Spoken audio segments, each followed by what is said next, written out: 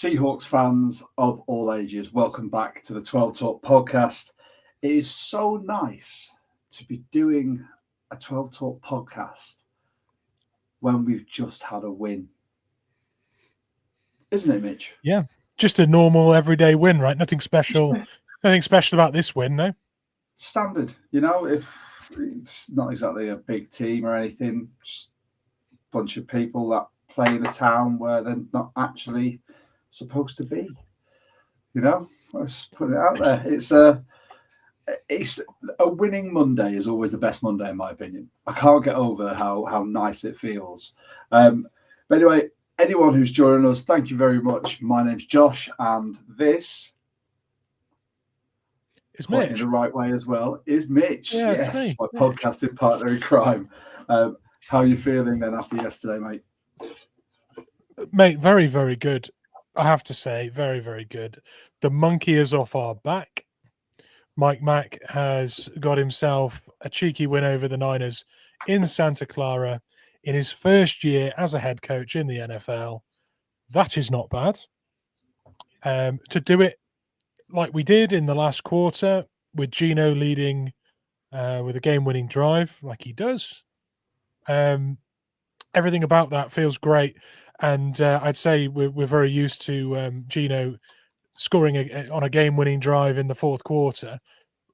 And we are, but not against the Niners. It's Gino's first ever win over the Niners.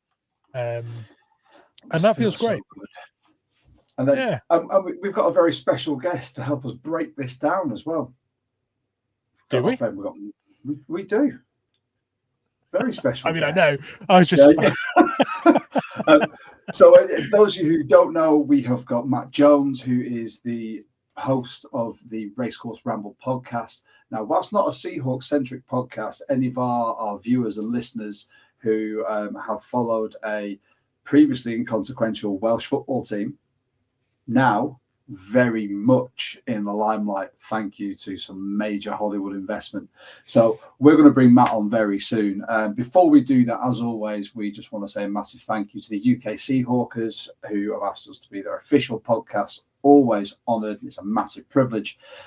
If you'd like to become a UK Seahawker, it is £12 for individual membership, £20 for a family membership. I actually think that the annual memberships are coming up very, very soon. With that, you'll get some fantastic goodies, which I'll show you very shortly. You get some access to social events, 10% discount at the Pro Shop when you are in Seattle, and a chance to win things like game day field passes. Fantastic group of people. Get involved. Check out the Facebook page as well. Both Mitch and I are card-carrying members. And these are the goodies that you can get as well. You get your wristband, your patch. You'll get your membership card, and every year is something new, special, and exciting as well, like this RFD card. And just a quick shout out to all of the people that myself and my little brother Harry met whilst we were at Wembley for the NFL games. Great people supporting the pod, and we really look forward to hearing from more and more of you, either in the Discord or in our comments. And before we actually get into the Seahawks 20-17 win against our arch rivals, shall we hit that music and bring in our special guest, mate? Let's do it.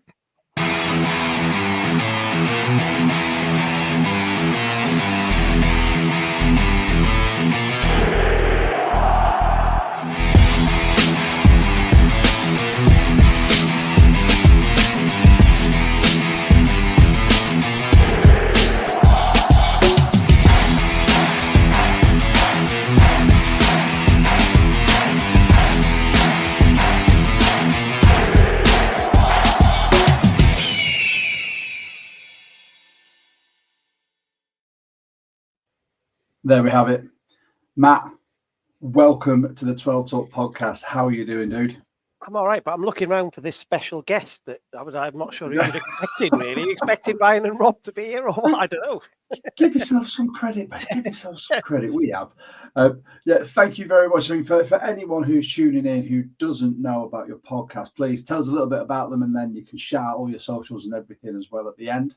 Oh, that's perfect. So obviously, it's like you said, it's kind of not relevant to the Seahawks directly, but if you are a football. I'm going to call it football. It's controversial, I know. If you're a football fan in the EFL, then yeah, I do a podcast called Racecourse Ramble, which is all about Wrexham FC and the amazing journey that we've been on really in the last 3 years, with some going from nearly obscurity and out of business to having Hollywood owners and recently a billionaire investor. So yeah, and the crazy times and the ups and downs as we know through sport, isn't it? So yeah, at Racecourse Ramble on all the socials. If you have any interest in EFL or perhaps just in a Hollywood story. I didn't even know you're a billionaire investor. Where did that come in?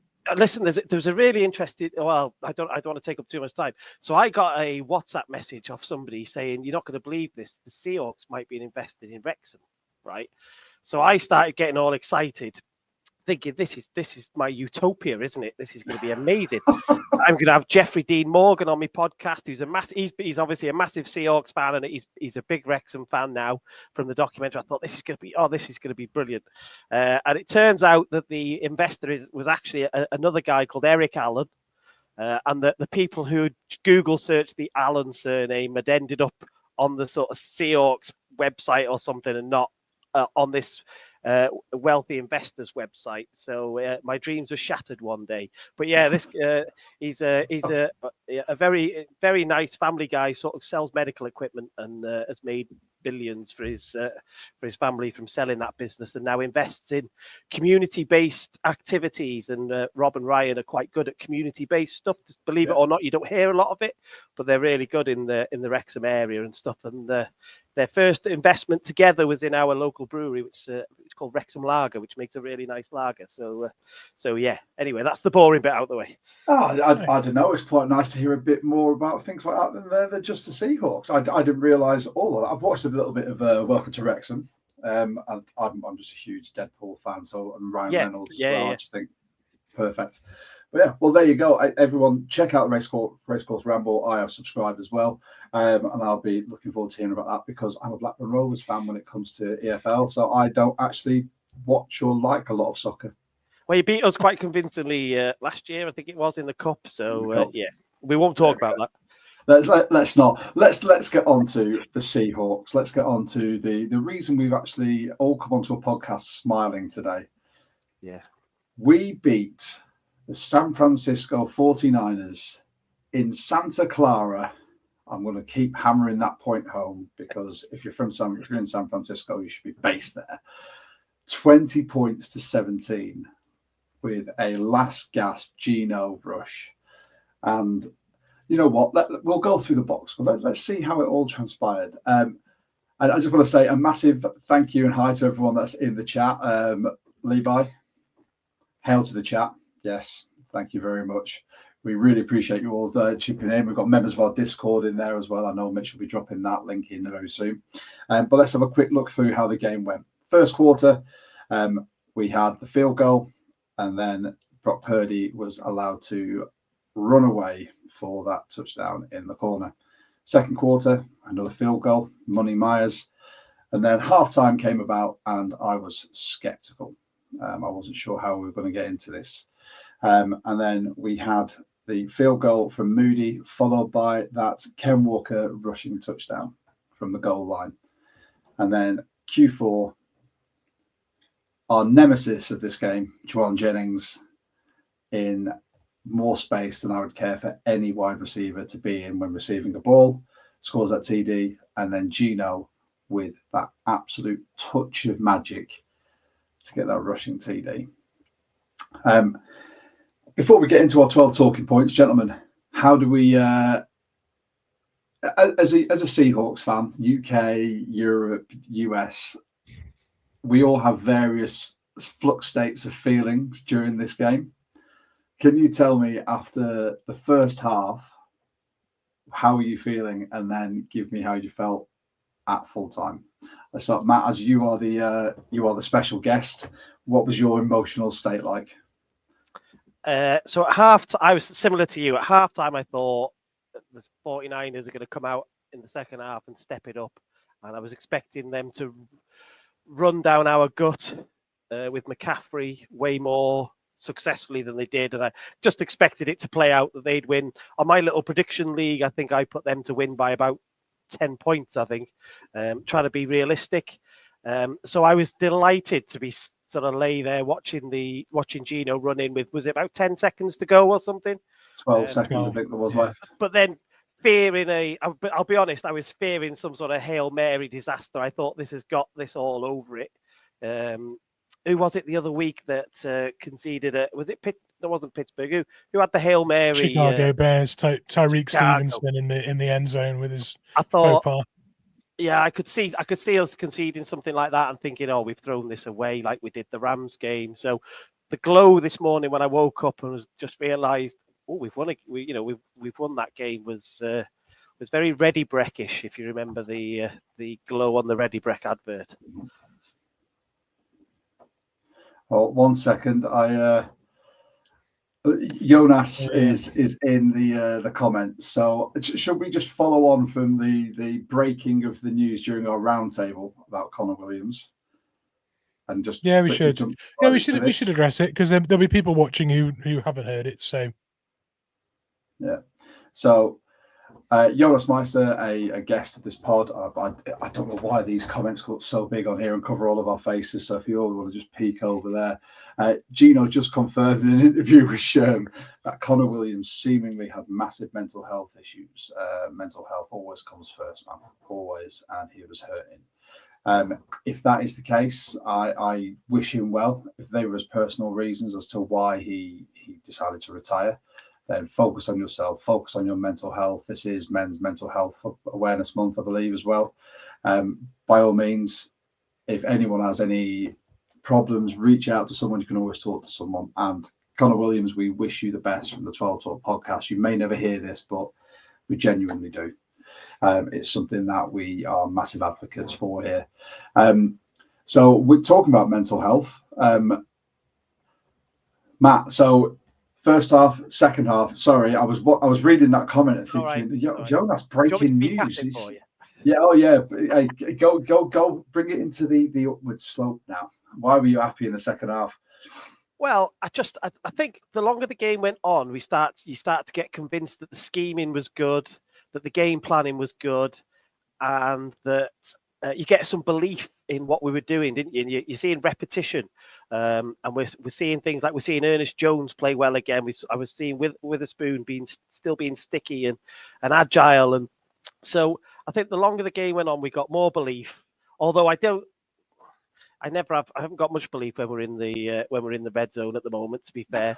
But watching Gino run it in, as I said, with seconds to go, it was one of them where I was really excited, but then wary of what might still happen in a bizarre state. But yeah, lovely afterglow this morning. Nice seeing the meltdown on 49ers social media. And I think that might be the first of many. I think this might be the first of many because I think they're on the downturn. Oh, I know, controversial. I know, but the evidence is there. Wait for our 12 talking points, my friend. Mitch, go on, give me your sort of myriad of emotions through this. Yeah, I was just glad at the end of the second half that we hadn't done anything to sort of let the Niners in. Or get ahead of us, I should say. Because if you think back to a number of our games this year that we could have won, there was always a moment in the first half that meant we were chasing the game. And we went in 1 point behind. And I think when you look back to us getting I think it was our second 3 points, that it came after the interception for Hankins. And prior to that, they'd marched down the field, looked really clean on offense and scored 7. So to have stopped them early in a drive, intercepted it and got 3, whilst it was a shame not to have got 7, that was still a 10-point swing, right? Because they didn't get 7 and we got 3.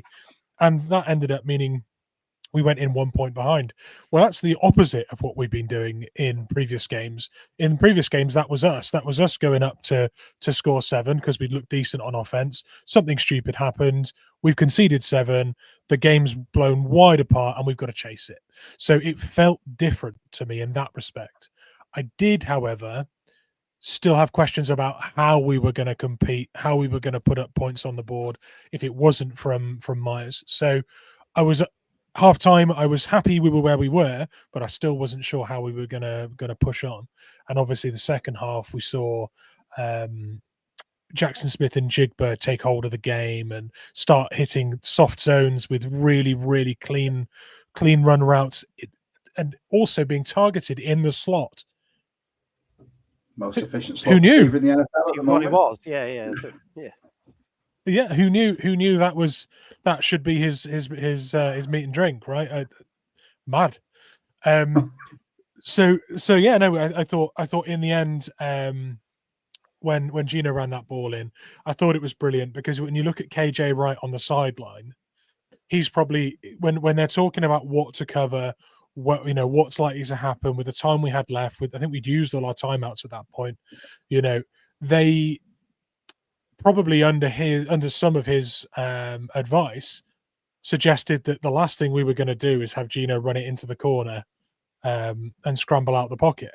That's one. If you're talking about the odds and the percentages and the things we do and the way we score points, that's low. That's low on the list.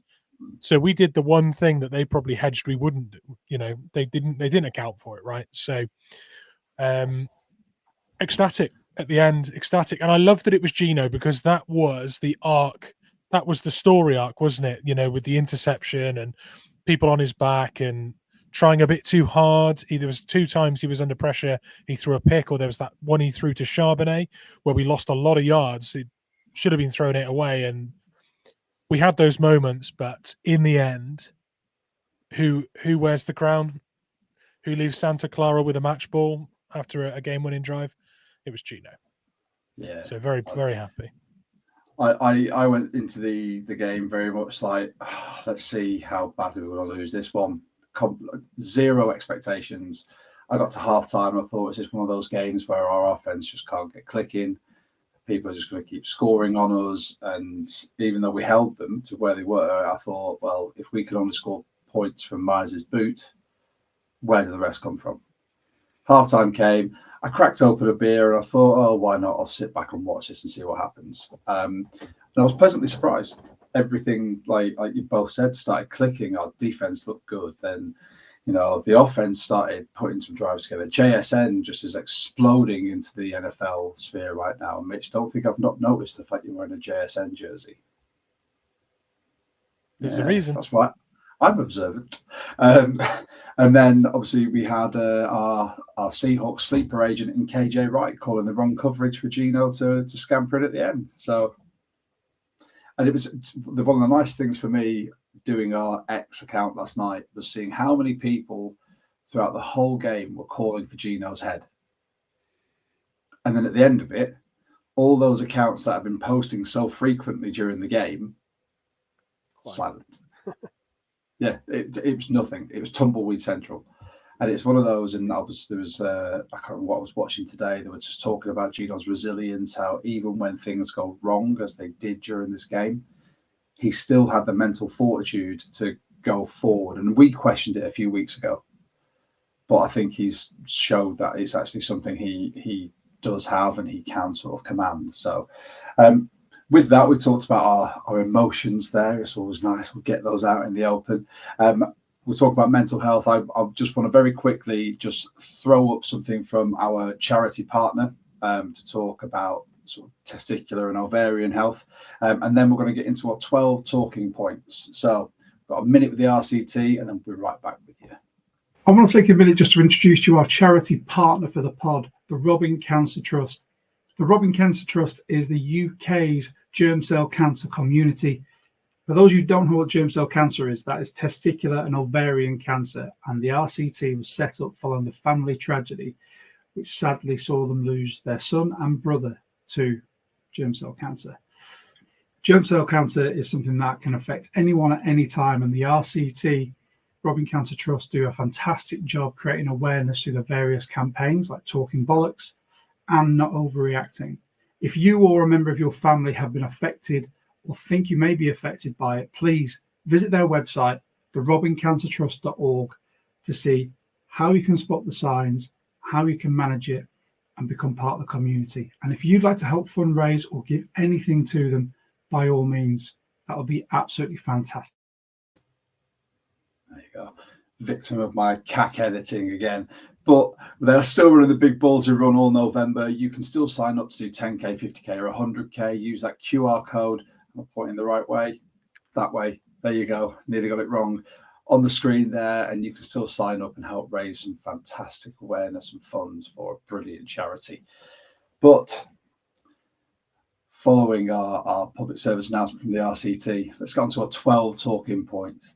Oh, before we do, just one thing. I've got a little challenge for both of you and for the chat. So if anyone in the chat can solve the puzzle, chuck your suggestions into the comments. Can we just caveat that? No Googling, because no we Googling. will know, all of you that are watching, that are in front of your laptop or your phone, if you come up within seconds with this list, then we'll know you've Googled it. Yeah. So my little challenge for you is, I mean, first of all, I'll caveat this by saying that PFF grades are not everything, and I don't base all of my opinions on PFF grading. However, they threw up a little anomaly, or no, maybe not an anomaly, maybe that's not the right word, but there's a really interesting sequence regarding our defensive grades. So, who do you guys think were our top 5 graded defensive players? And your hint is, all 5 of the top 5 defensive rated players for the Seahawks from PFF were all on rookie deals for this game. And Leonard, for this game, Leonard Williams was 6th. So everyone above Leonard Williams is on a rookie deal. And if you can give me the position that they were ranked, bonus point. So who do you? I mean, straight off the bat, Matt, who do you think was? Who do you think? Give us your 5. Witherspoon's going to be there, but I don't know whether he's number 1.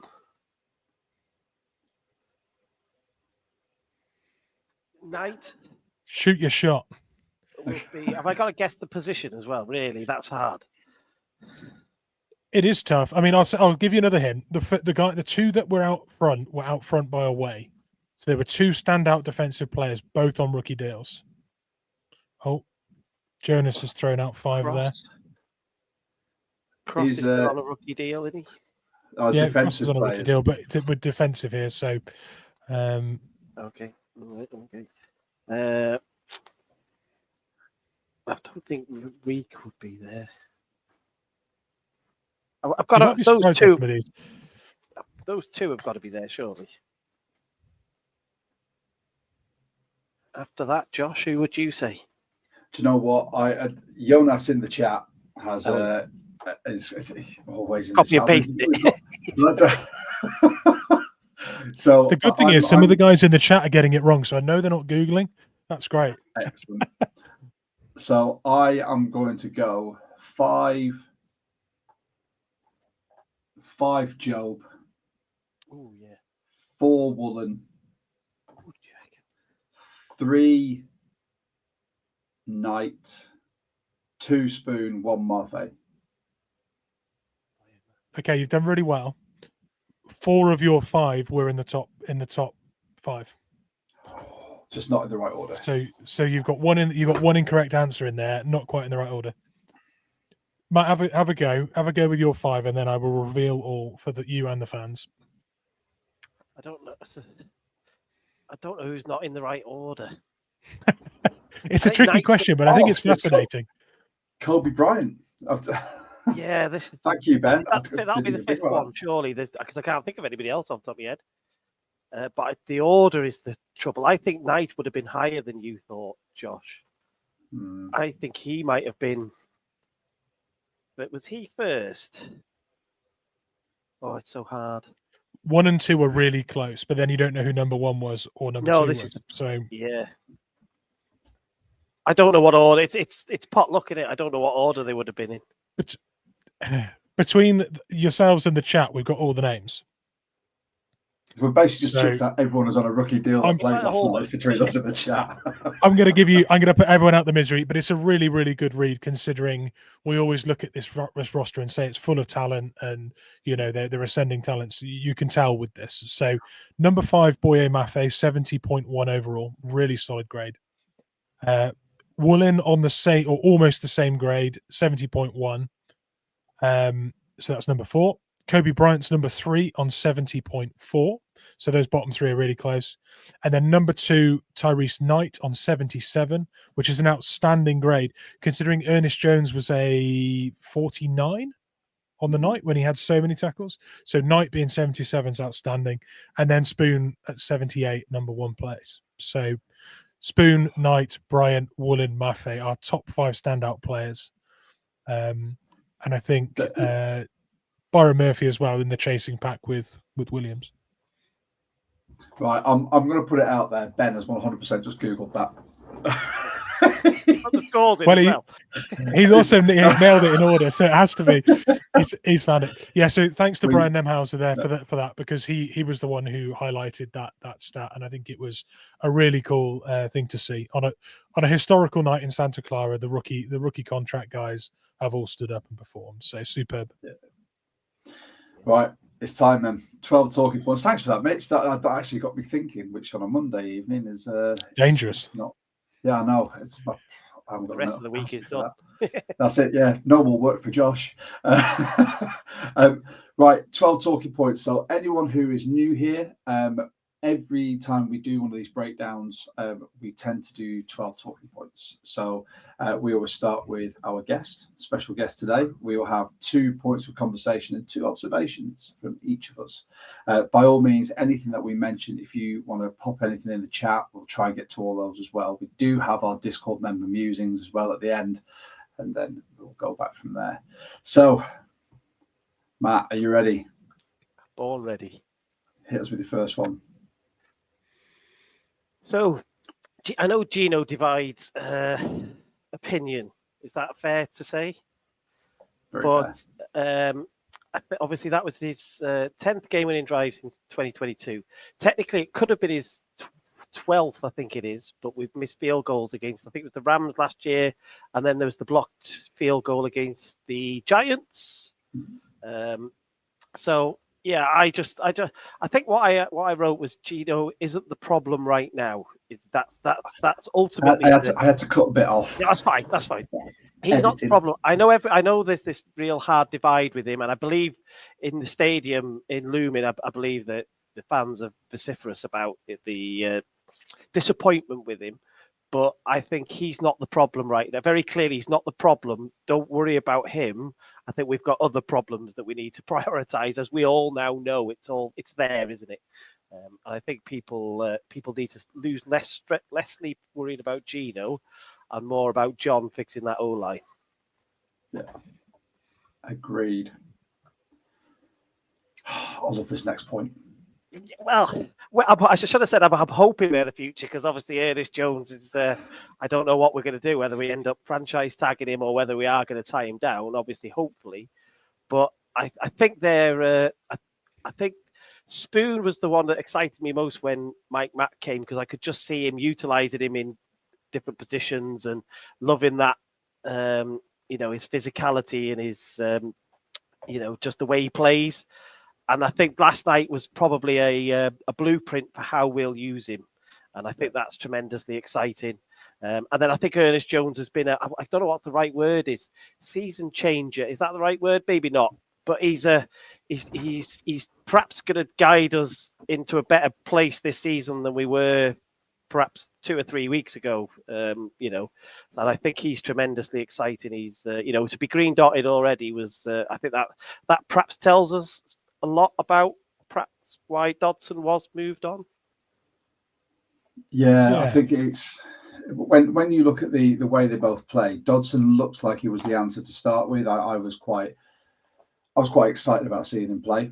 But then as the season's drawn on, he has made coverage errors. He's picked the wrong gap when trying to blitz. I just don't. Mitch, I don't know what it is, but you're like frowning constantly at the moment. Are you okay?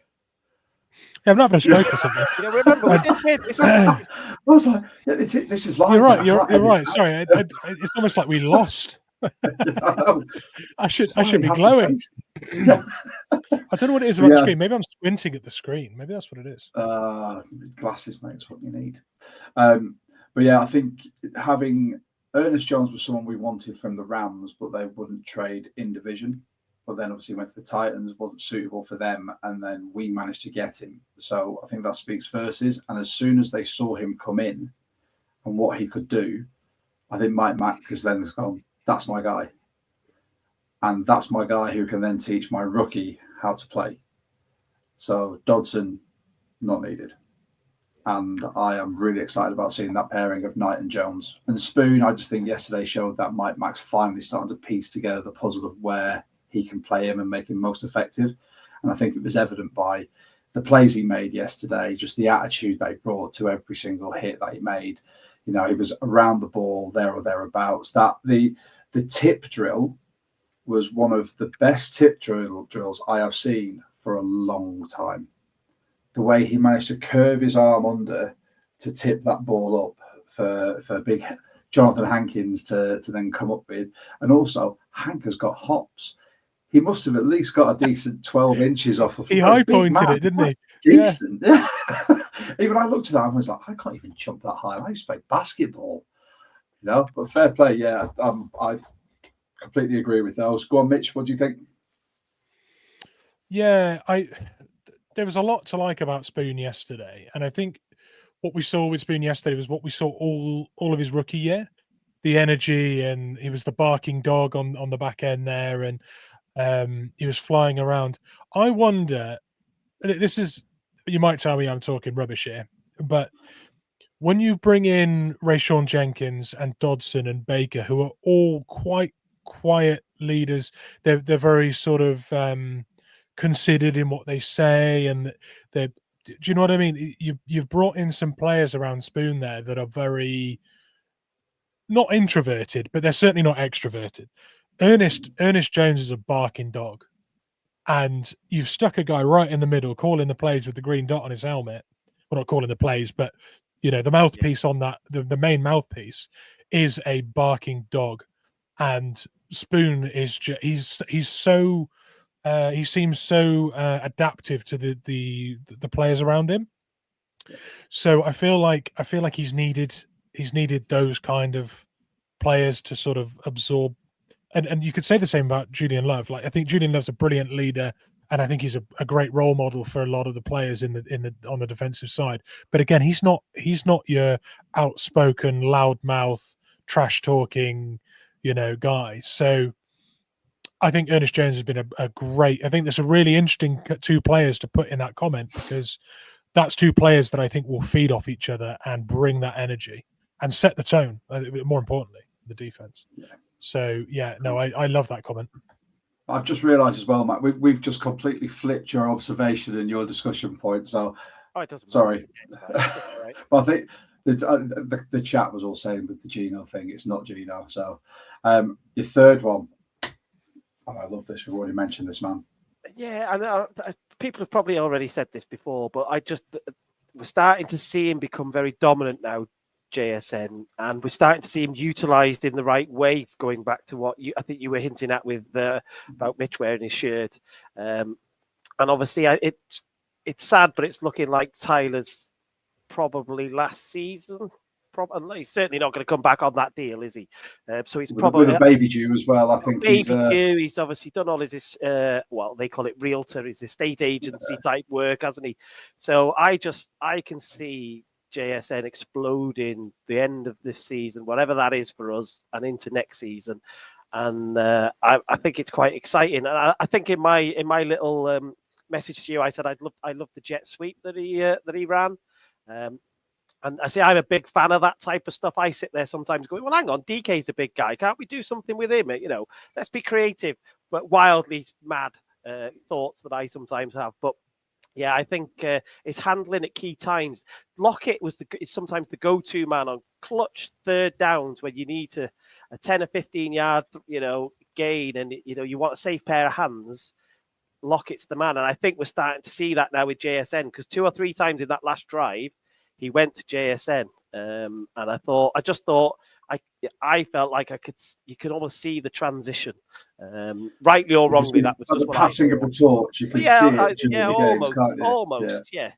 It's like a succession, isn't it? It feels like it. Yeah.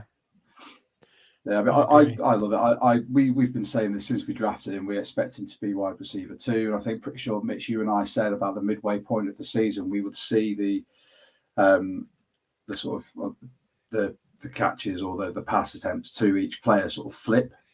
Right. So it'd have that sort of scale where it's completely slide. It'd go Lockett would be wide receiver 2, but then by midway part of the season, we'd hope that'd be JSN getting the majority of those throws, and I think that's what we're seeing.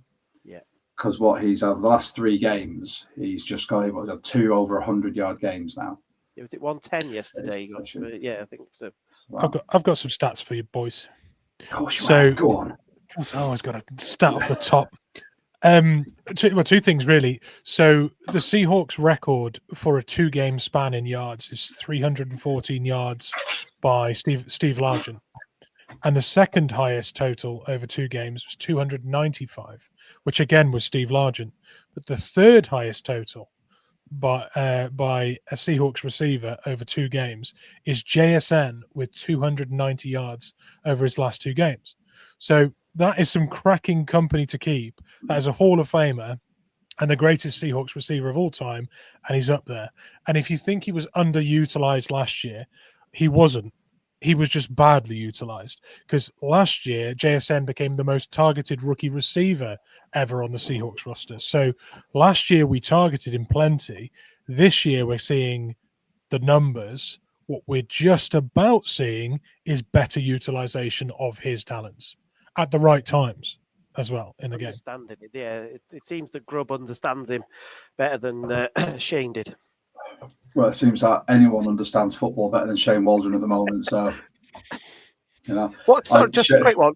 What was I've lost my memories really bad. Was it last week or the week before? No, it wasn't last week. Game before the last game where he had about 100 yards taken off because of penalties, and he would have had a 200 odd yard plus game. I think. Was that the Rams, or have I made that up? No, there was. No, was it the Rams? Right. I think it is right. Yeah, because my memory's terrible. Didn't he had near of a 60-yard reception or something that was pulled back for holding on the O-line or something, wasn't it? Yeah, and he had over 100 yards, I think, taken off him because of penalty. So even that stat that you've just thrown out, Mitch, could have been incredible. Could have been the top stat rather than the third place stat. Yeah, for sure. But it's a good sign. I mean, it's trending the right way. Yeah, I'm loving the Jonas is in there with the stats. So here we go. JSN has 370 yards and 2 TDs over the last 3 games. That's some good stats. And, it's one of those. I don't know if anyone follows wrestling. I'm not a massive fan, but there's a guy called Joe Hendry. It's like say his name and he appears. I believe in Joe Henry. Say Shane Waldron's name and his name appears in the comments. Gary, Shane Waldron showed how awful he was as an OC. Yep. And then Richard, Shane Waldron gives me nightmares. Utterly dreadful. I've got a theory on Waldron. Before we go too far, Waldron was a genius at drawing up 2-minute drills and opening drives, right? Predetermined plans, but couldn't adjust and do anything in game, right? Do we all agree? Yeah. I'm going to suggest here at this point that Shane Waldron had someone doing his homework for him. Because AI, ChatGPT is doing his plays. Yeah. Do you know what always got me with Waldron was the fact he was a tight ends coach, but then as soon as he became an OC, he never used tight ends. It's like he was thrust into being a tight ends coach and he just didn't want to be there. It was like, I hate these guys. Why have they put me here? And then when he gets the chance to actually call plays for him, he goes, nah. They're not my cup of tea. Instead, I'll just ruin a rookie wide receiver who's drafted in the first rounds, his rookie season. Anyway, let's go to the next one. And then here we go, number 4. Yeah, so I just, to be fair, it maybe elements of it have been coming slowly, but I think last night we're starting to really see. I still don't think he's unlocked the box of tricks, has he? I don't think we're seeing a lot of his magic. I think it's still there. He's probably very frustrated that he can't unlock his box of tricks properly yet, and we might not see that. Is it too crazy to say we might not see that now till next year when he gets some more of his own influence on the roster? But I think was just last night. I thought we were starting to see some of what he wants to do. He didn't. he barely, I don't want to say he didn't at all, he barely gave up any big plays, or certainly not multiples of them. You know, I hate to say it, but, you know, watching it with Pete at the end, you know, it was just busted play after 40-yard run. After it was constant, wasn't it? And I think we're starting to learn how to get players to lock this game down. And that's just what I thought when I was watching it. I was sat there. I thought, we're starting to, just early days. I know it's definitely not the finished article, but I think we're starting to see the signs. That's my uneducated opinion. I like it. Before we go too far down that rabbit hole, because I know we're all going to say something about this. So, Matt, I thought they were all amazing. I'll rattle through mine quickly. There's a couple of discussion points I'll open up to the floor. First one, O-line. Opinions, with a little shrug emoji I should have put on there. What do we think? Just a very quick, go on. How did you think it fared last night compared to previous weeks? Go on, Matt. It was better. It was. You wouldn't write home about it, would you? You're not going to say that the problem's fixed, but you would definitely. I was watching, thinking, I think Gino's got an extra second or two in the pocket that he's not had before. I haven't timed that. That is just an off the cuff remark, is how I would describe it. Rightly or wrongly, you might tell us the stats are different to that, but that was just my gut feeling watching it in real time. I just thought he had a fraction more, and it felt a little bit better. You should know me by now, Matt. I'm not the stat man. He's well, I meant Mitch, really, but. All right. Oh, cheers, mate. It's zero face straight away. It's like you've seen this pod before.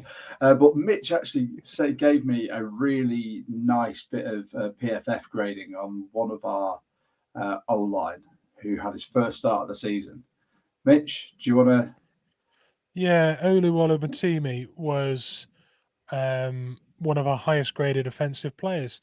And I've said for a long time, I think one of the problems with our O-line, when you look at the depth chart, is there's a distinct lack of NFL snaps all the way through that large team. I think we take 12 O-linemen or 11 O-linemen on the roster, on the 53. We did not roster breakdown. It's 20%. 20% of our roster is O-linemen, and we can only play 5 of them.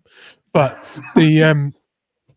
the madness of that was they were all so inexperienced, and Olu hasn't had a look at the field really this year, and he comes in and becomes it was the second highest graded player on the team yesterday. JSN had a whopping 88, but Olu I think was 81 on the 81. Night. And you don't get many more stern tests than the San Francisco 49ers D-line. There's plenty of talent there that's going to make you look silly. And the thing that really bumped up his grade was his run blocking grade, which was nearly 90, I think. So was it his pass blocking? Didn't he didn't let up a single pressure in his pass blocking either. Yeah. Something like that. It was outside. Apart from that one rogue snap. Yeah, the one snap. Which I don't even think that one was on Gino, really. I think that was on Gino more than. Yeah. And it's fair play. It's not straight where you want it, but you can catch a ball here. Wide receivers do it every single game and every single training session. So part of it is probably on Gino. But yeah, Mitch, what do you think it was better overall? I mean, Gino played under center more yesterday, which I think gave I think it gave him a bit more control. Like he felt like he had more control in the pocket yesterday. I felt like routes were able to develop as well, and that probably does point to Matt's point about him seeming to have a bit more time. I don't know. I don't want to say it's a massively improved O-line overnight, because I thought Laken Tomlinson wasn't particularly good, and I think Charles Cross had a few high-profile, bloopers, which is unlike him, to be fair.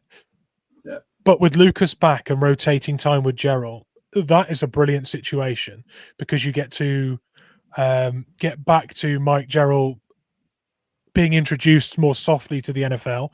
That's a win. And limiting Lucas's snaps so that he can get back in and reestablish himself as a healthy right tackle one is also great. So that's a superb situation on the right side. It's a superb situation on the left side. If Olu can lock down the center, we're then just back to who are our starting guards. And can we get Haynes introduced and start getting him up to speed in the NFL as well? So lots of positives.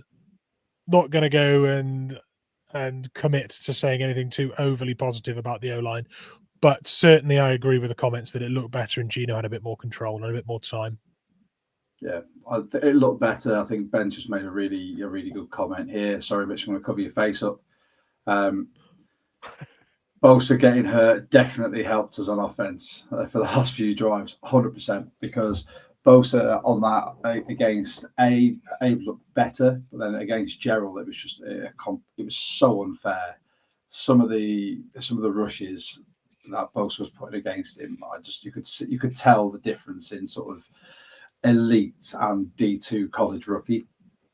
But he fared all right. But then when Bosa came out, it just gave us so much more time. So I think that just goes to show that we're not quite there yet, even though we've all said it was better. We're not where we need to be yet. But give it a season or two, and hopefully that'll come good. Hopefully John will realise that you need to pay guards as well. That can also help out. Not going to happen. No. My next one. Where's the run gone? Purely because I've banged on this drum a couple of times this year. So Ken Walker had 14 carries for 54 yards, average of 3.9. Granted, we didn't actually put him through the centre, trying to put him through the A and B gaps as much, which I was so glad about. But then behind him, who do you think were our second and third highest rushes? Gino was one. Gino at number 2. Second, I think, yeah. Yeah, 4 carries, 29 yards, average of 7.2. It's going to be JSN for that one sweep, wasn't it? It's JSN. JSN, 1 carry on a jet sweep for 8 yards. Yeah. And then at 4, Zach Charbonnet, 4 carries, 3 yards, an average of 0.8. And obviously he had that 4th down failure. Yeah, 4th and inches. Where, yeah, personally, I just think he just chose the wrong gap there. It was really good D-line play from the 49ers, but I just thought the run just seems to be evading us at the moment, which it's a good job. We're quite a pass-happy team at the moment. The Love and Bryant safeties are they the sense of the future? I'm just going to address this really quickly. I have been really harsh on Kobe Bryant, but I think safety is his position. He's cerebral. He tries to bring physicality. I'm not going to mention it, Mitch. I'm not. I'm going to move on to Julian Love. I think Love has got complete command of the secondary now. He is a leader there, and he is really starting to show what he can do. And like you said, having those barking dogs of people like Ernest Jones and Spoon are really starting to help as well. But I'm going to move on before I go down the rabbit hole. And this one, still some holes in defense. I'm just going to rattle through this because it'll be Mitch next, and we've got a Discord member musings. Now, Matt, you said that the defense looked better. It really did. We've started putting Spoon into positions where he can be really effective. I thought Knight was fantastic. I thought Ernest Jones he seemed to be everywhere putting in tackles. However, the fact that you allow Brock Purdy to run in for that touchdown with only Jaron Reed as the player chasing him meant there was a breakdown somewhere. And you can't allow someone like Purdy, who is, in my opinion, vastly underrated for his skills with his feet, to have that opportunity. And also, when you have a player ripping you apart like Juwan Jennings, I understand they're probably looking at Deebo Samuel and going, we need to make sure he's out of the game. We need to look at Pearsall and make sure he's covered. But Juwan Jennings, to have as many yards as he did and score that touchdown with so much open space around him, 0 pressure, I thought was unforgivable. But they're the only real holes I could pick. I thought the rest of the defense played really well. Mitch, we're on to you, my friend. Ready? Bosh. Yeah. Yeah, so D-line and O-line, I don't think I put it quite as looked good, but my point with the D-line and O-line here to talk about is I think it was the first game where both the D-line and O-line hadn't been bullied. It seems like every game you look at it and go, O-line got bullied today. In fact, that's been most of them. But there have been some games where the D-line looked incapable of stopping the run as well, or we hadn't got pressure. So yesterday was the first game where neither one of our lines got dominated, and as a result, the D did a passable job and the O did a passable job. In fact, at times they looked brilliant, but the level that they established throughout the game was good enough, and that was improvement for me.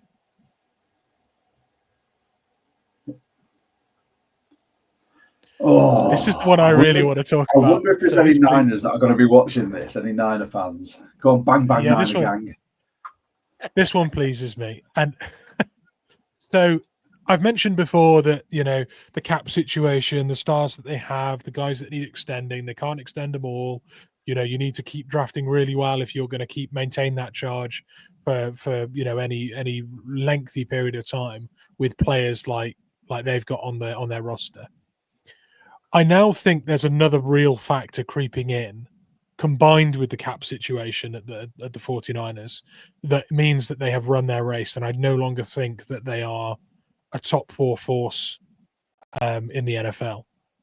And that is the fact that their best players that they're paying the top money to cannot stay fit for a season. Trent Williams? Trent Williams. Trent Williams, George 45. Kittle, McCaffrey, Brandon Ayuk, often Debo. You name all these players, the guys that are earning the big bucks, the guys that are their blue chippers, are half a season guy. They are half season guys, and if you're lucky and they're all available to you in the postseason, you've got a chance. If they're not, you've paid them an awful lot of money to not be available, and that seems to just be accelerating now. So the cap situation plus the injury situation means that I think they've run their race. How prepared, Mitch, are you for me to cut that up? Yeah, the guys are all mentioning Bosa. Put it on TikTok. Yeah, I'm going to get crucified. That is going on TikTok, Instagram, YouTube Shorts. I just want to see how much the Niner fans are going to hate. Yeah, and you know what, Mitch? You and I can sit here every single episode and still laugh about it because it won't really matter. Absolutely. But do you know, I hadn't considered it that way, but then I was reading a story earlier about the Niners possibly parting ways with Debo due to his cap hit, the fact that they signed Pearsall, drafted him in the first. They've just extended Ayuk. Juwan Jennings, they've extended for another 2 years as well. Debo isn't as effective as he used to be. McCaffrey, like I said, always injured. So this is, for me and for anyone, obviously you guys fantasy football players as well, this is why I laugh at anyone who takes CMC in the first overall pick, because it's all well and good if he stays fit, but you're going to get him for 40% of the season. So enjoy that 40% win rate. But yeah, completely agree. And I think the smiles on our faces say that all of us kind of agree with that point. Sharps, he's back in the comments here. Go on. Yeah, I just a couple of points here. Like he had one run from fullback, which I think got us a first down. I think,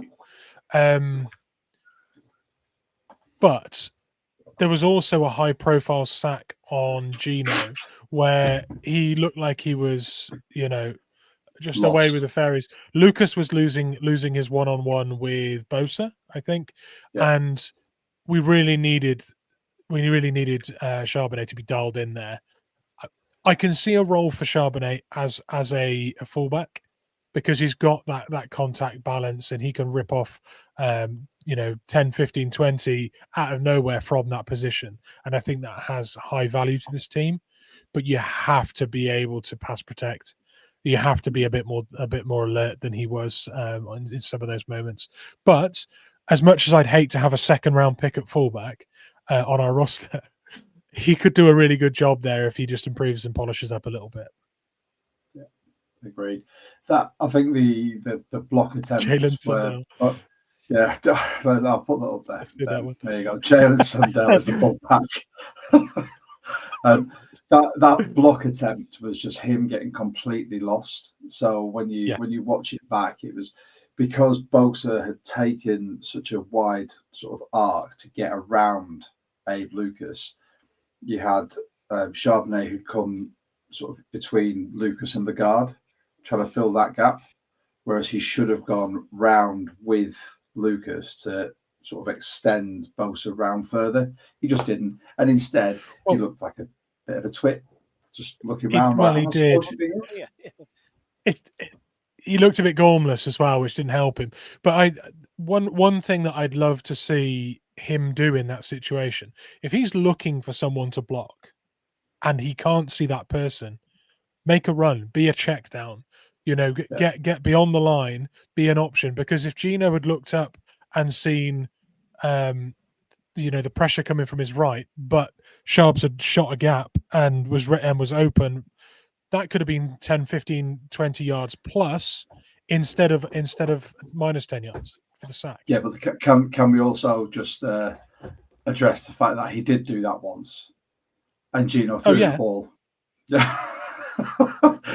Didn't go in the same well. game. So it didn't go well. Yeah. No, I agree. But the point being, if you can't find someone to block, be an option for a check down, or go and find someone to double team. Do something. If 4 or 5 seconds have gone by and you still haven't found something to assign yourself to, get creative. It didn't look good for me, that, but room for improvement, and he could be a very good fullback.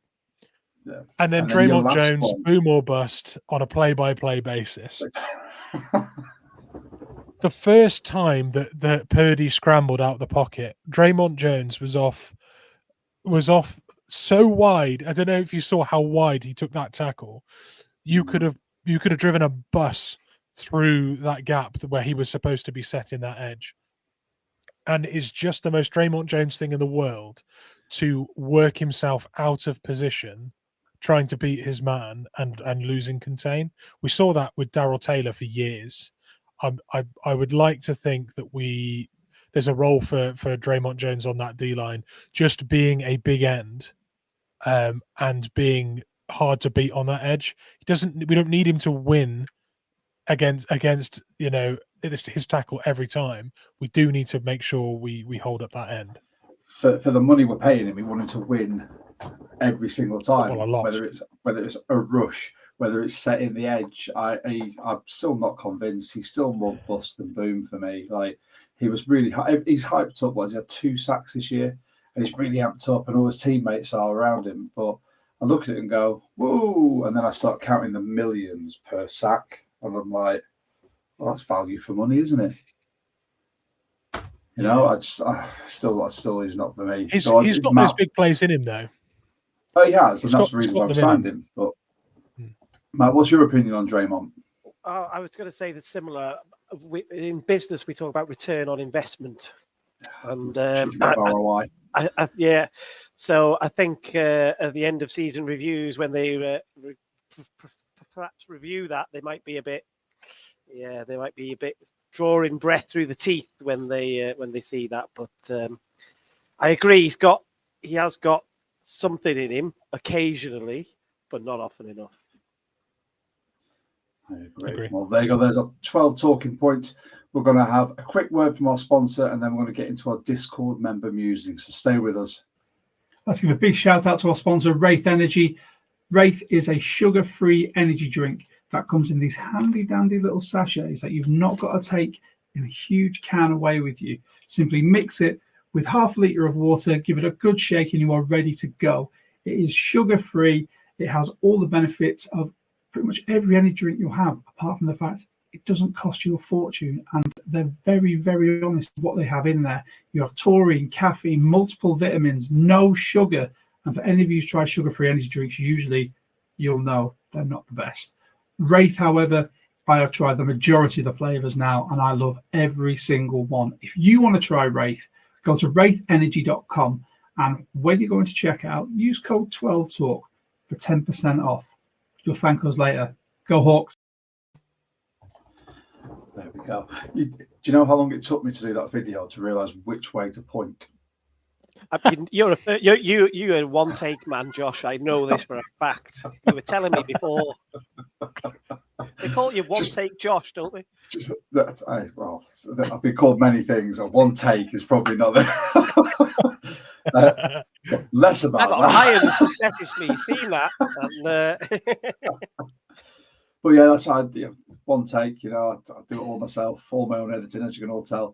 But this is one of our favourite parts as a community podcast, as a podcast by 12s, for 12s, with 12s. We have a very active Discord channel, or what is it, a Discord server, of which Mitch is the king of the Discord. The majority of people that are watching us right now will be members of that Discord, and we thank every single one of them for commenting, because not only do you really help us and really help the algorithm to get us noticed, you keep us entertained on every single live stream by watching your conversations.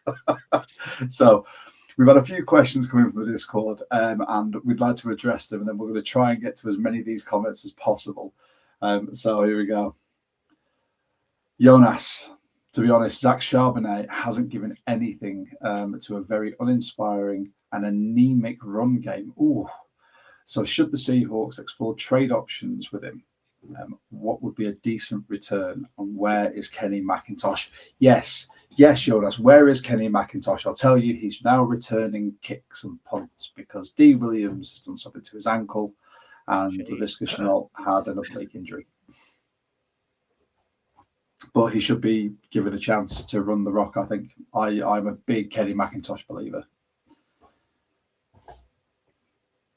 Yeah, I'd trade Zach Charbonnet personally. I don't think we get more than a fourth for him, which is a shame because we put the second out there, and I do think that whoever we were to trade him to would probably get far more out of him in the short term than we did. However, we already know this is a league that doesn't like to extend running backs, and the market for him, I don't know if there's a huge market based on what he's done. So he might actually be a 2-year extension on not a huge amount of money. But then you have to ask yourself, if you could trade him for a fourth, pick up a position of need in a draft, and then take a 6th round, shot at a running back like we've done with the Carsons of this world in the past. That for me just makes me feel better when Ken Walker's getting the lion's share and we're occasionally seeing cameos from, a 6th round pick or whatever. That's a better situation for me than what we've currently got, I think. Yeah, I don't think the 1-2 punch in. If you look at someone like the Lions, their 1-2 punch is super effective. They're Sonic and Knuckles in Gibbs and Montgomery. And I think that's kind of what we were looking at with having someone like Ken Walker and Charbonnet. But Charbonnet can do it when he's given the opportunity. He needs to build himself into a game. If he's a bit part player, he just doesn't show enough, in my opinion. Could you imagine him behind a good O-line? No, because he's been running up the A and B gap anyway. So that's where he belongs. Go on, Matt, what were you going to say? So I just wondered whether, sorry to interrupt, I just wondered whether he was one of those people that needs plenty of touches to get into a game, and he's not able to get that when Walker's the primary weapon, so he's so much more effective. I agree with what you're saying about the O-line as well. Fundamentally, that's probably the real answer. But I just wonder whether he's not able to create that magic just so sporadically. I'd just be gutted if we traded him away to someone. They got the best version of Zach Charbonnet, the UCLA Zach Charbonnet. It's the reason we drafted him. If someone got that, I'd be like, just can't turn it on for us. Next one, Gary. Always Gary. Since the team acquired Ernest Jones, there's been a huge improvement defensively. Do you think this is due to the players becoming more comfortable with the scheme, or is it finding the right middle linebacker to fit the scheme? Mitch, do you want to take this one first? Yeah, I think there's a bit of both. I think when you're not fully comfortable in your scheme, you need to be able to fully rely on a few people around you. I think if you're not comfortable in your scheme and you're also not fully confident in the players alongside you, and you're having to worry about their assignments and, do your own job that you're not sure of, as well as someone else's, I think that's always a losing formula. So Ernest Jones coming in so seamlessly, taking the green dot, doing such a superb job straight off the bat, I think that's really rejuvenated the defensive side of the ball. I think there's just a bit more confidence and people can focus on their own jobs a bit more. Do you agree, Matt? Yeah, I couldn't add No anything notes. better. So yeah. Right, the next two are sort of a 2-for-1. These are the type of conversations that happen in the Discord. So Jonas says Gary is saying Ernest Jones seems to be a big piece of Seahawks defense and wants to stay in Seattle long term. So would you sign him to a multi-year deal? And at what cost, or could the franchise tag even be an option? Straight away, Ben's come in and just gone, yes. That's my simple short answer. And I think our clear focus on linebackers suggests we'll throw everything at tying down one that we like. I mean, I don't think we need to expand on that because unless anyone likes to, I think Ernest Jones is the linebacker that Mike Mack was looking for to make this scheme work. And I think after this year, we will see an extension. I agree. And I don't think it'll cost the earth either because, he's been traded twice in the space of, 3 months? Yeah. So we'll be able to get it for a good price, and he's obviously a good scheme fit for Mike Mack. What I would say about that, what I would say is I think part of the reason he was traded twice within 3 months was that people didn't necessarily want to be on the hook for that contract. The Titans are looking at needing to rebuild, and they had a guy on the roster that they'd have had to commit to, and they're probably looking at blowing it all up. So the pick made more sense than the commitment for them. The Rams had already said they're not going to pay a middle linebacker the kind of money he was going to command. So in making that trade, we have said we are the team that are going to pay a middle linebacker. Do you see what I mean? Like the two teams that had him before weren't that team. In going and getting him, we have said we are that team. So I've got confidence that one, he wants to sign that contract, and two, the numbers we've already mentioned to him are in line with what he wants. So I think that will be the case. Nice. Just to sort of expand on that conversation, Gary's saying, but I hope they sign him long term. You can see why Aaron Donald rated him. He looks like a future leader of this team. And then here we go, Ben again. He's already got the green dot, and he seemed to sniff out their run game quite well. He got his depth wrong on a few zone drops over the middle of the field last night, but no one's perfect. And that's coming from a lockdown cornerback. So if he's getting his drops wrong, I'm sorry, man, I can't help it every time I see the moniker there. Right, the next one. Oh, so someone in our Discord called Racecourse Ramble. I don't know. Does next season's cap concern you about our ability to transition the roster as quickly as we'd hope? I should be able to spell. That's an awful I will just point that out. I can actually spell. That's fine. That's all right. Well, we have had an answer. Obviously, we will expand on this as well. So, True Drew, another one of our fantastic members of the Discord, we hired a salary cap specialist to do the groundwork for this. We should be fine. There are several players that need extensions. There are several players that will be cut, and that will open up enough space to do what we would like in the off season. I'm just going to put it out there that I believe the fine gentlemen at the Seahawkers pod have underlined the fact that the cap is magic. Yeah. It's a mirage. Everyone goes, oh, cap, or I don't know what we can do about the cap. And then, as we said off air, people like the Saints who are in cap hell always seem to come good. So I think we'll be fine. We'll see. I think there's a history with this team of being able to move salaries around to create sort of more space 1 year and then sort of kick it down the can, add void years, turn some of it to bonus. I think we'll be fine. So there you go, Racecourse Ramble on our Discord. Good question though, Racecourse Ramble. You can come back next week. Yeah. Fantastic question. You can come back in the Discord. And then Bryce from the Hawks Home Rundown.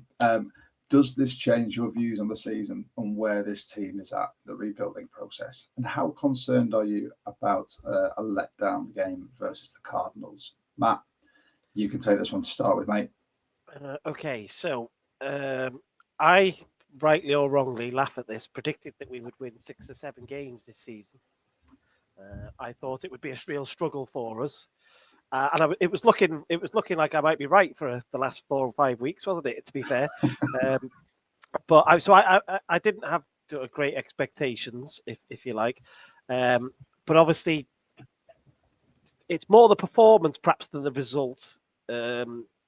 Gives you a bit more faith in the rebuilding process, and I am very concerned that we'll blow it in both games against the Cardinals, because that's just what happens in sport, isn't it? You do something brilliant, you know, 1 week and the next week, and especially with new teams, when you're trying to build new teams, you get inconsistency, and I think that's my concern. So I am concerned about it personally, but I am glass. Sometimes I am glass half full rather than glass half empty rather than half full. Perhaps that's coming through there, but yeah, I am concerned. Go on, Frowny Mitch. Frowny Mitch. Sorry, mate. I have to cheer my face up. It's your resting Mitch face. My resting Mitch face, yeah. Bulldog chewing a wasp. That's my natural look. I think we've done it a lot this year. Win a game, get over excited. A game comes along like the Giants, and we play completely differently. Look a bit clueless. Don't look anything like the team that came before. Lose a few games, and then the Falcons come along and we make them look silly. So I can't predict anything at this point, honestly. What I do think, I do like the styles make fights analogy when it comes to boxing, and I like it when it comes to the NFL. I think sometimes you look at a team with a good record and you see a team with an average record, but the thing that the average team does really well is your kryptonite. And I think, I mean, we're still a very highly rated offense in this league on a number of factors. The Cardinals have got some serious soft spots on that D, and I think we could really, really expose them. And I think our defense can go toe to toe with their offense. So I think that's actually a really good matchup for us. Cue a two score loss. Yeah. You know, as I say, I'll just write down a time stamp on It's this. Going to be one. shorts of me stating opinion at this point. I'll tell you, the pod, mate, the prophet of doom of the pod. This doesn't change my now view. We were really optimistic to start with.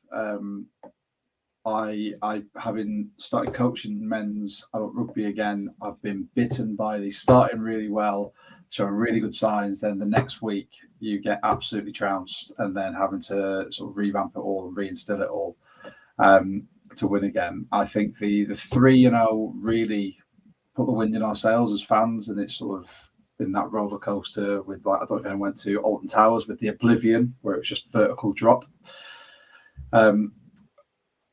I think this team is, I will reiterate what Mitch and I have said, this is going to be a further 2 years of a rebuild for us to get anywhere near a Super Bowl. Yeah. I don't think we've got the players there. I don't think the scheme has been installed properly. And Mike Mack's come out and said they've had to peel it back to its basic form and focus on what they're good at, not everything that he wants to do. With regards to the Cardinals game, do you know what? I don't mind watching the Cardinals. I feel like I need to have a bleach bath after saying that. But Kyler, as much of a poison dwarf as he is, with a obsession for COD, can pull off some fantastic plays. I think Marvin Harrison Jr., can have some explosive plays. I think Wilson's been fantastic. James Conner, I've just got so much respect for him as a running back because he just gets it done every single year. And they are currently top of the division. I never thought I'd say that at this point. And we have been so up and down, it's so hard to predict. I think if we can have a good showing in our game against the Cardinals, then it might keep us on an upwards trajectory. But I still see us having a potentially losing season overall. And I think the first Cardinals game, I hope, will be a win, but I'm not optimistic. So there you go. Long and short, don't know. I'm just going to condense that. True Drew's come in as well. Are the Seahawks going to the Super Bowl? For anyone listening, joking aside, when we came into the season, what in your mind made for a successful season? For example, I thought splitting the series between the Rams and the 49ers would make for a great season. Mitch, what was our viewpoint on the season? What do we want to see? I'd see 8 wins as a big success. I don't necessarily want to see us crawl into the playoffs. If we get on an absolute heater and we've got that momentum, hit me up with the playoffs. Let's win a couple of playoff games. But if we are win one, lose a couple, win a couple, fall short of the playoffs, bank 8 wins for Mike Mack in his first season as AHC, and crack on to next year and start planning. That for me is a success. I like the point about splitting the series with the Niners and the Rams. I would also see that as huge progress. And I think that's mostly what we wanted to see, wasn't it? Trajectory and purpose and identity, and we want to feel where we're going. You know, we've not had a chance to really feel that because of how intermittent it's been.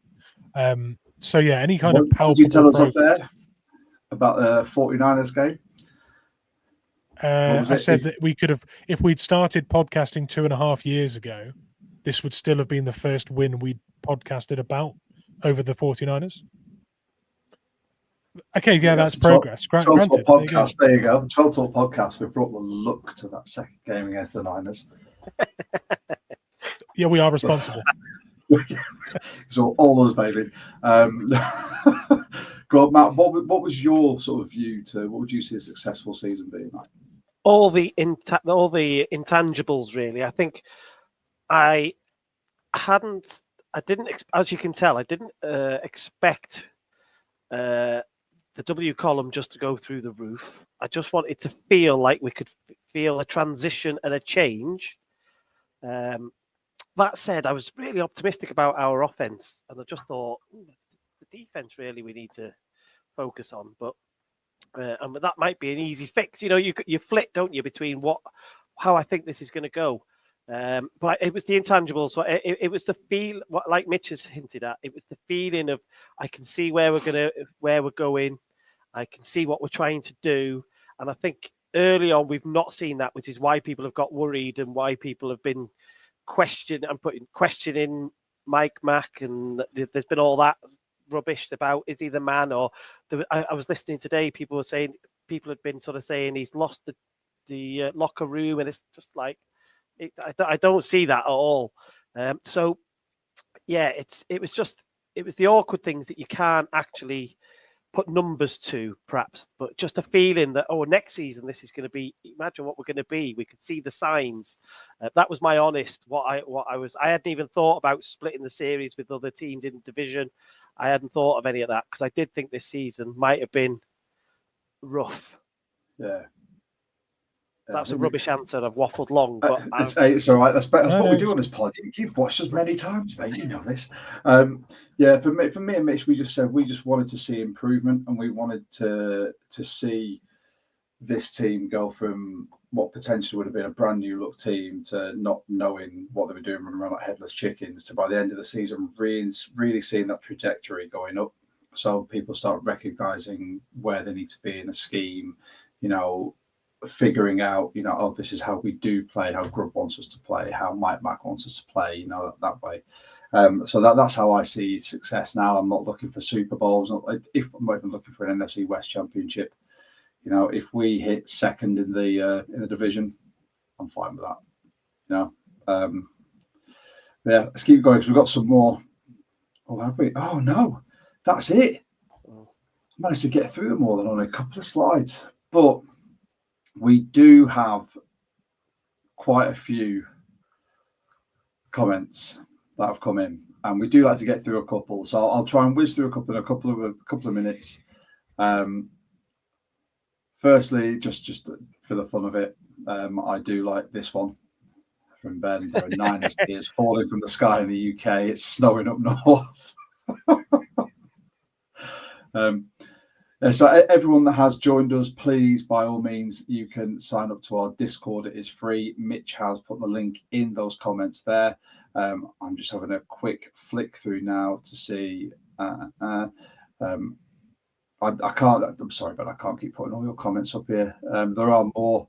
Do you know what's really nice to see? The majority of the comments that we have on this is less so aimed at us. It's more just our viewers and the people that support the community us. just chatting to each other. other. Love it. I love it. It's so good. I mean, do you know what? I can't even go through all these because I'm basically just reading people's conversations. Do you know, one thing that I have established is that Ben finds cornerback too hard, but he did get 3 interceptions playing safety in flag football. And Gary thinks he'd be a fantastic free safety. There you go. That's the main thing. I actually think Ben would be a superb fit for a Mike Mack defense, because we know when he was at university, he was what was it, the 2019 sack leader playing defensive end. Now he's talking about being a lockdown corner, and he's also playing safety. That is a Mike Mack dream. Multiplicity, mate. Multiplicity. That's it. It's Army night. Exactly. I mean, before we go, I mean, I will say a massive thank you to you, Matt. It was brilliant of you to come on at really short notice. We had a bit of a mix up with our diaries, and for you to come on, you've been absolutely brilliant. Do you please once again just tell everyone where they can find you? At Racecourse Ramble, as is my handle on social media. So just for English football, British football, should we call it, rather than the football that we're talking today. If you're interested in a bit of EFL chat and perhaps some Hollywood chat, because you never know who's going to turn up at a Wrexham football game now. You know, I walked in the local pub once and Will Ferrell was sat there drinking beer. You know, this is the type of thing that happens in Wrexham now. As regularly. You do, you know. Massive Seahawks fan as well, isn't he, Will Ferrell? Oh, I didn't know that. I didn't know he was. The next time you're in the pub and you see him, you're like, I know 2 guys that have a Seahawks podcast. Yeah, do you want to come on with us? You know, and Ant-Man's there, and it's just weird. It's just like it's Kevin Feige. If you know anything about movies and film, Kevin Feige was there. You know, just casually having a drink. Yeah, perfect. Casually having a drink. Nobody recognised him in this pub. You know, in the pub, because not everybody knows who he is. For Head honcho of Marvel Studios. Head honcho, yeah. So it's just bizarre times in Wrexham, and obviously everybody should be supporting us and not Birmingham City, who may have some half-ass Patriot connections. Ex-quarterback. Overrated. Let's not talk about him. He was just a lazy pocket passer, wasn't he? So.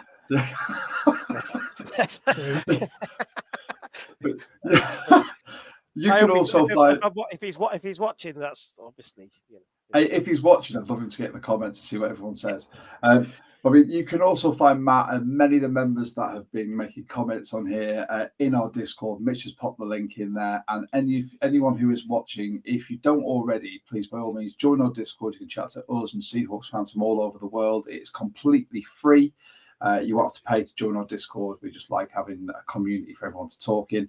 And if you are new to the channel, or you might not have done it already, by all means, like, subscribe, hit the notification bell. It really helps us grow the community as well, and get the word out about our fantastic charity partners like the Robbing Cancer Trust.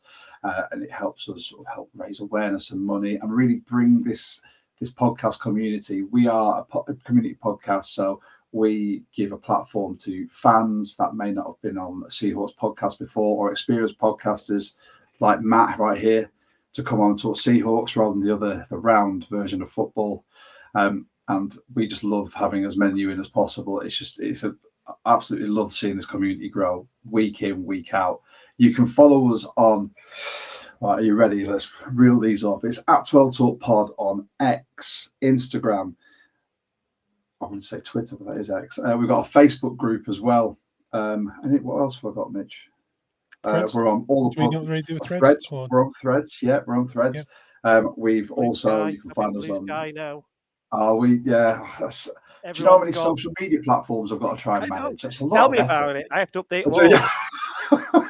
Just copy and paste everything. Yeah. You can find us on Spotify, Apple, Amazon. We're on Castbox. Tell your friends, tell your family if Pass you the know pod. anyone. That's it. Pass the pod. If you hear anyone that is a Seahawks fan, by all means, tell them to get in touch. Give us a listen. If they want to appear, they can come and join the Discord and have a chat to us. I just want to say massive thanks to everyone. Massive thanks to you, Matt. Thanks to my partner in crime over there, Mitch. And I would very much like to end this pod with our customary Go Hawks. Go Hawks. Go Hawks. See you next time, everyone.